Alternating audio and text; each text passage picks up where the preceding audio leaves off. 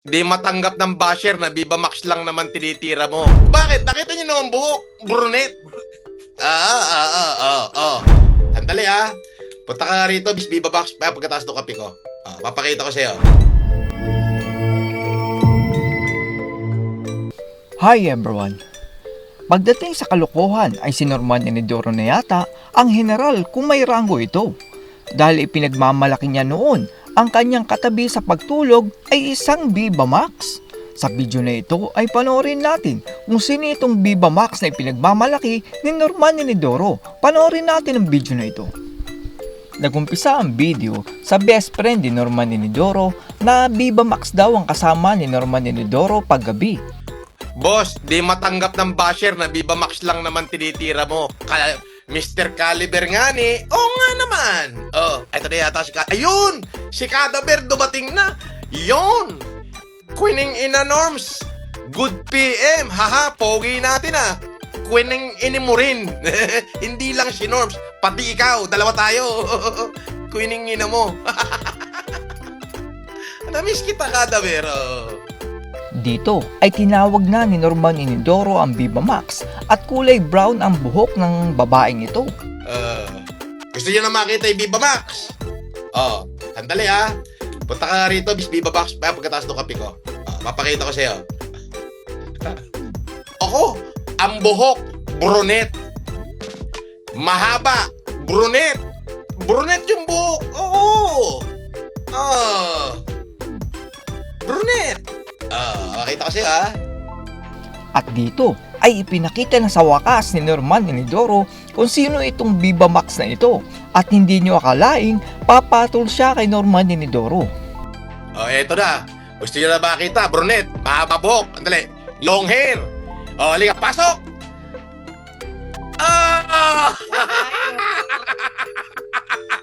I'm from Japan. Japan, Nueva Ecija. Punta na, okay ng patay ka. Nakaposto taro yung mukha mo, nakaposto sa kanila. Takbo na, baka makita ko yung mukha mo yan. Bukas kalat na kalat ka na, Mark. Sikat ka na bukas. Gumawa ka na ng TikTok mo at saka ng Facebook mo, sikat ka na. Tawang-tawa naman si Norman Enidoro sa kanyang kalokohan at ang Viva Max niya pala ay pawang kasinungalingan. Tawa na sila lahat, Puta kala. Bakit? Nakita niyo naman buhok? Brunette. Brunette. Sabi niya, buwisit ka, boss.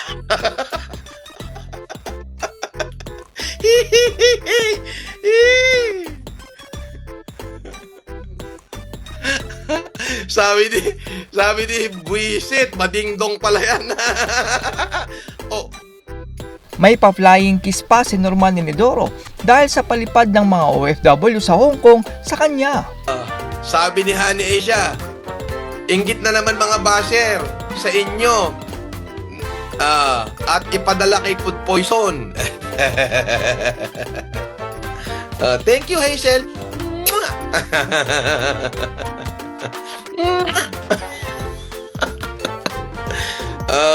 Di ba? Kinilig naman si Norman Enidoro sa mga OFW dahil tila naniniwala pa din sila sa kalokohan ni Norman Enidoro. The basher are losing again, sabi ni Honey Asia. Asar talo na naman ang mga basher. Ay, Honey Asia, salamat sa 25,000 Hong Kong dollar na pinagtulong-tulungan nyo ipadala sa akin Thank you Oo. Wag na kayo magpalipad dito. Pakonti-konti na lang, tama na yung pa-blue-blue. Pang-asar basher na lang. Uy! May nagpalipad na naman, si Leia Ueda. Tila ginagamit naman ni Norman Enidoro ang kataas-taasan na pinanggalingan daw ng kanyang mga humanitarian. Paano ka magiging humanitarian wala kang pera? Paano mo napatunayang wala akong pera?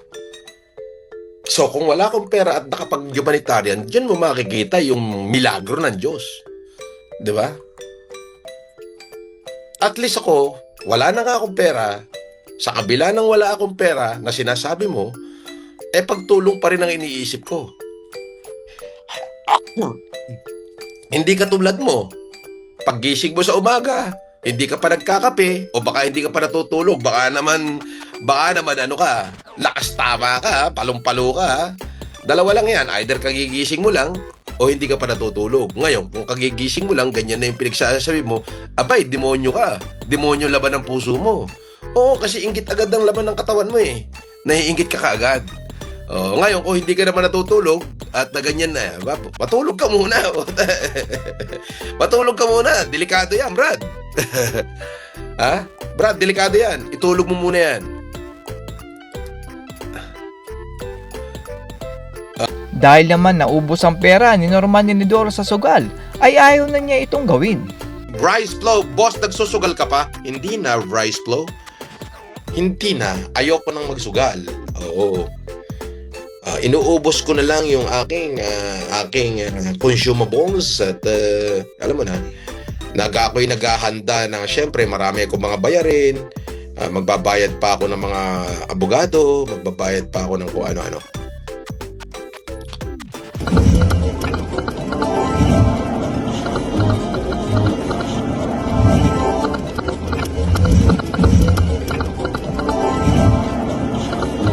Pinagsamaan naman ni Norman Inidoro ng loob ang netizen dahil sabi ng netizen na huwag idamay ang Diyos sa kanyang mga sinasabi.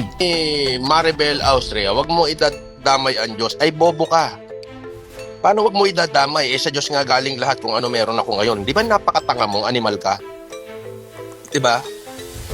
Ano ba yung sinabi ko? Nagpapasalamat ako sa Kanya dahil ako yung patunay na kapag ka may Diyos ka sa puso mo, hindi kanya pababayaan. Ay, bobo mo, Maribel. Oo, kababae mong tao, tanga kang inutil ka, bobo ka pa, kunghang ka. Diba? Baka ikaw, hindi ka marunong magpasalamat sa Diyos. Baya, makakarma ka, huwag ka mag-alala, magkakakanser ka na.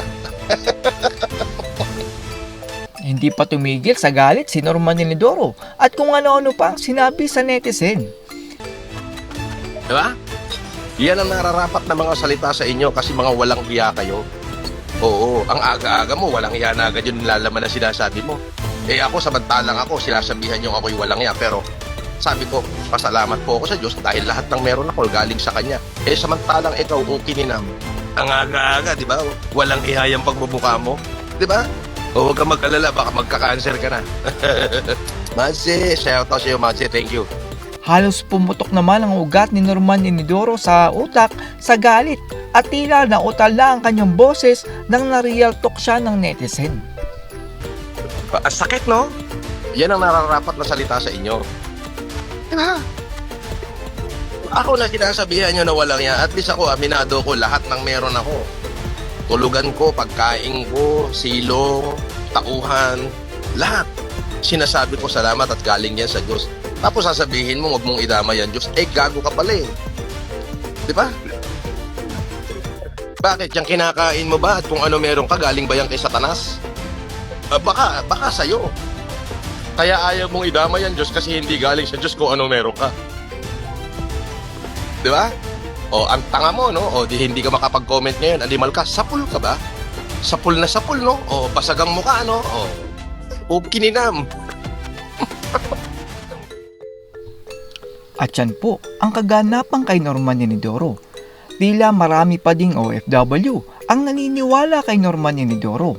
Ang pera na ibinigay nyo ay hindi naman itutulong ni Norman Inidoro sa mga Pilipino.